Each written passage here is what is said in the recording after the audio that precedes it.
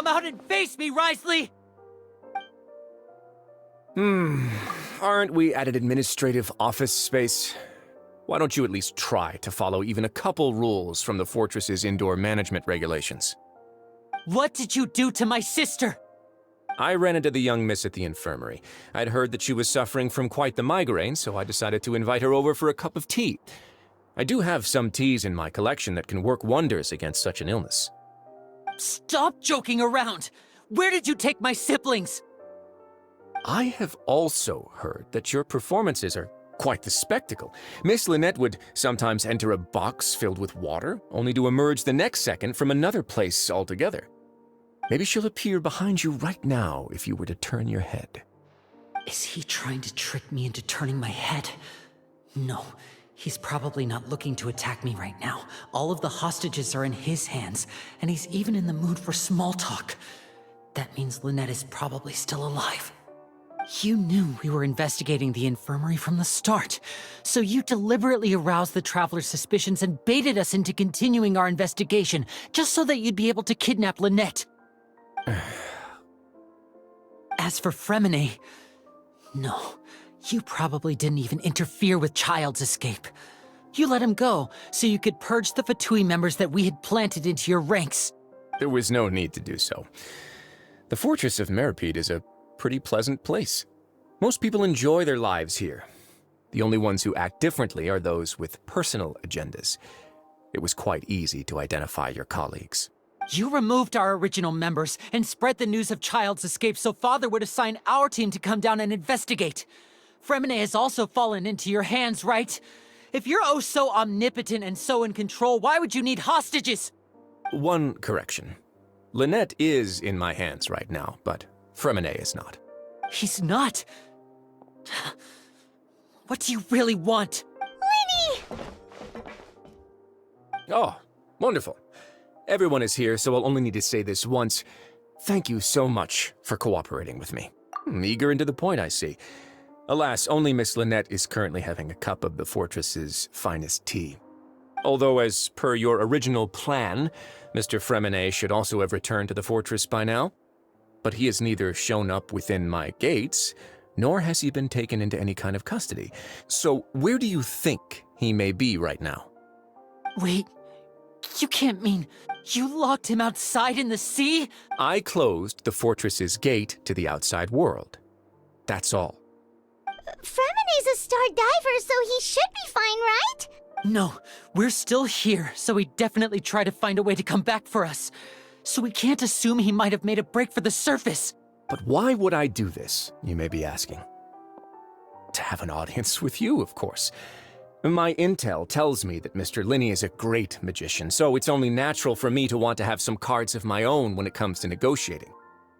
Besides, I do recall you mentioning to Miss Lynette that you've always wanted to have a face-to-face meeting with the Lord of the Fortress of Meripede, regardless of whether it was in a personal or a professional capacity. Well, you got your wish. So, you've been keeping tabs on us before we even set foot in the fortress. Some of my folks just happened to hear a thing or two, that's all. In any case, I will be straight with you. I was willing to play dumb and turn a blind eye, so we had a pleasant few days playing games together here. But once you started focusing on the Forbidden Zone, all of that changed. Mr. Lyney, the cards are stacked against you right now. Miss Lynette is in my hands, and Mr. Furina is still slowly being pickled out there in the brine. You know just as well as I that he cannot last out there forever. You need do but one thing to guarantee their safety. I would like you to contact your superior, and ideally invite her over for a cup of tea with me. You want to see Father? But why should she bother giving you an audience? Well, if she cares for the well-being of her dearest children, she should have plenty of motivation to join me for a parents' evening. I've heard that the bonds between the members of the House of the Hearth are like the bonds of family. I don't see why. Why did you think Father sent us to handle the Fortress of Meripede? This place is basically a no-man's land. It wouldn't be fitting for anyone as important as a harbinger like Father to come here in person. Oh, I see.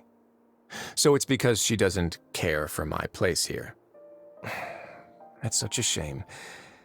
After all, I've amassed quite the tea collection. I was looking forward to sharing it with her. Both Monsieur Neuvillette and Lady Furina have already received many samples as gifts. Was this the extent of your master plan to get to Father? No matter how much pressure you may put on me, I won't allow you to use us to blackmail her. You people really are difficult to get along with. All I'm asking for is a face-to-face conversation. Does she truly have no interest in the fortress's secret? Mr. Lyney, you have one last chance to invite your father here. If you refuse... Lyney! Instead of asking why I'm doing this, why don't you try to see things from my perspective for a second? From the very beginning, the Fatui has been actively infiltrating my fortress. I gave you a warning by cutting off the first few operatives I found, but that only caused you to double down. Had you given up on the fortress then and there, I'd have no reason to want to talk. Mr. Freminet left the fortress on his own, and Miss Lynette tried to pry out my secrets right in front of me. No matter how you look at it, the responsibility for this falls on you. I shouldn't ask Father to... 6, 5... Wait, 2, 1. Time's up. It really is a shame, Mr. Lyney. Wriothesley! Negotiations have broken down. Please leave, ladies and gentlemen. It's time for my afternoon tea. Yeah, listen to the Traveler. If you can't talk to Lyney, can you at least talk to us? You do realize that I'm only letting you go because of Neuvillette, yes? You're here helping him out, and I've already done my best to stay out of your way. But that doesn't mean you can just do whatever you want. The fortress may be small and remote, but it still has its own set of laws. Then how about this? Those who are capable deserve respect. You've spent quite some time investigating my home turf by now, so why don't you tell me a thing or two about what you found, I'll ask you 3 questions. Answer all of them correctly, and I'll agree to your request. Question 1. Regarding the hidden rules of the production zone, what is the truth behind the one about not being allowed to work for 3 days in a row?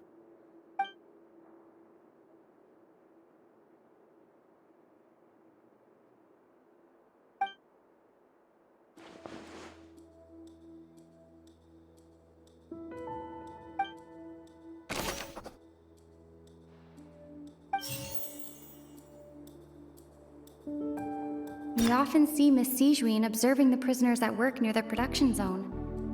It seems like she can perceive the general state of a person's health just by looking at them.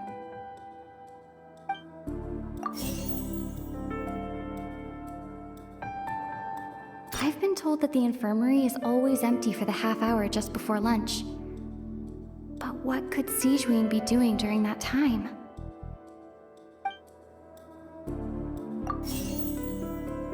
The research note said that the Melusine race perceives the world very differently from humans. Because of that, the Melusines have also developed a sense of aesthetics that appear rather strange and alien to humans.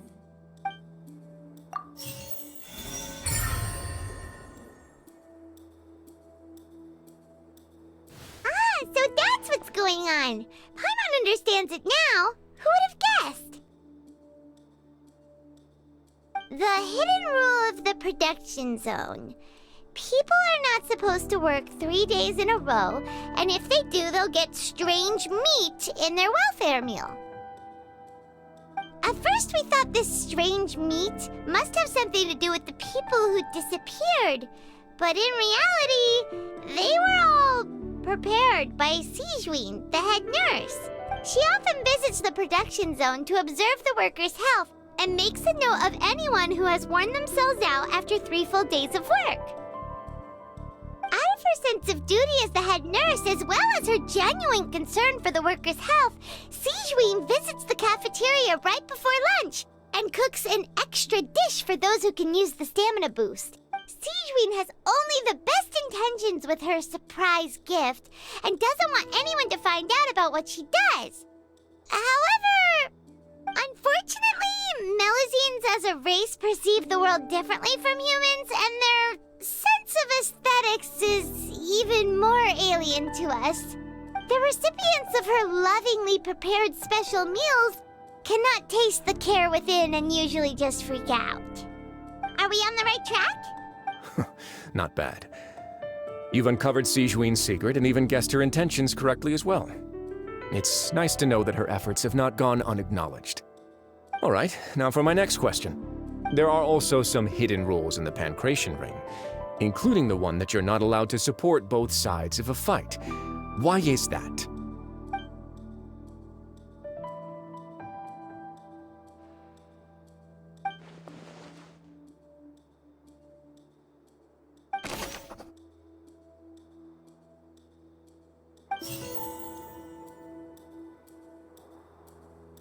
According to Collins, the Pancration tournament only took place because the Fanta company sponsored it. The company must want a return on their investment as well.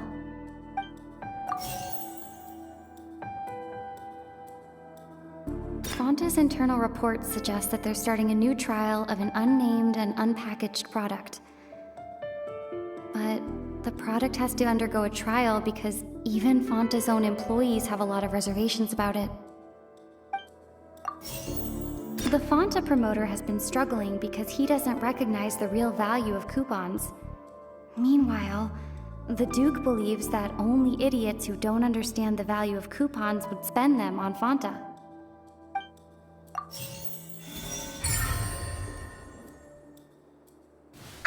Paimon gets this rule too now, so there really was nothing to be afraid of. That hidden rule of the Pancration Ring is about how, people are not supposed to bet on both boxers at the same time. And if they do, they'll receive a package containing a strange, blood-colored liquid. People get scared when they see it because they've subconsciously begun to associate it with the missing boxer. But really, it's just a bottle of the latest yet-to-be-named and packaged new Fanta trial product. A blood-red drink.